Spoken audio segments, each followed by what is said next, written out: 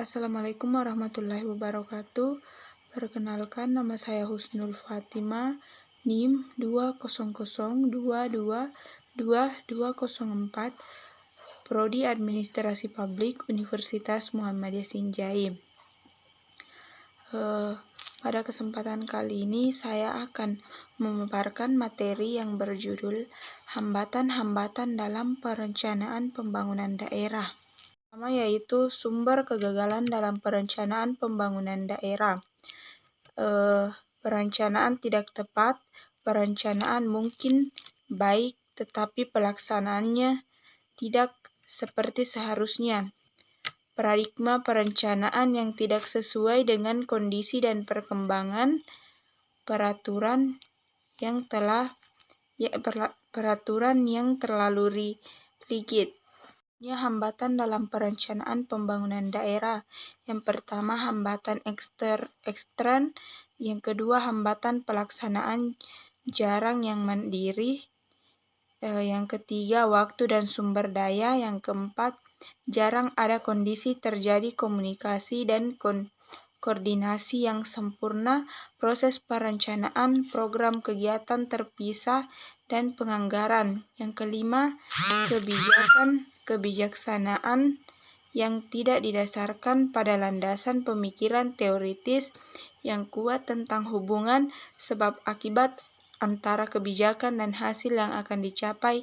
Yang keenam, jarang ada kesepakatan yang umum di antara para aktor tentang tujuan kebijakan dan cara mencapainya.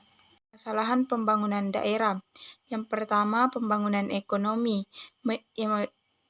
yaitu meningkatkan pengangguran dan kemiskinan. Selanjutnya, menurunnya fungsi intermediasi perbankan untuk mengembangkan sektor real. Selanjutnya, pola persebaran investasi untuk PMA dan PMDN secara nasional belum merata dan menunjukkan ketimpangan yang cukup tinggi antar wilayah. Kedua, pembangunan sosial. Menurunnya kemampuan pemerintah dalam pelayanan sosial dasar, pendidikan, kesehatan, dan gizi. Pembangunan prasarana wilayah. Yang pertama, terbatasnya tingkat pelayanan jaringan transportasi antar dan wilayah. Yang kedua, menurunnya kapasitas pemerintahan daerah dalam pengaturan dan pengelolaan infrastruktur. Yang ketiga, menurunnya kapasitas dan ketersediaan sumber daya tenaga listrik. Yang keempat, meningkatnya masalah kelangkaan air bersih dan air minum. Yang kelima, menurunnya kapasitas pelayanan untuk memenuhi kebutuhan pelayanan infrastruktur. Pembangunan sumber daya alam dan lingkungan hidup. Yang pertama, menurunnya kualitas permukiman, kemacetan, kawasan kumuh, perencanaan lingkungan, air, udara, suara, sampah. Selanjutnya, berkurangnya ruang publik dan ruang terbuka hijau (RTH) di wilayah perkotaan. Selanjutnya, alih fungsi lahan pertanian produktif menjadi lahan permukiman secara signifikan. Pembangunan SDA dan LH.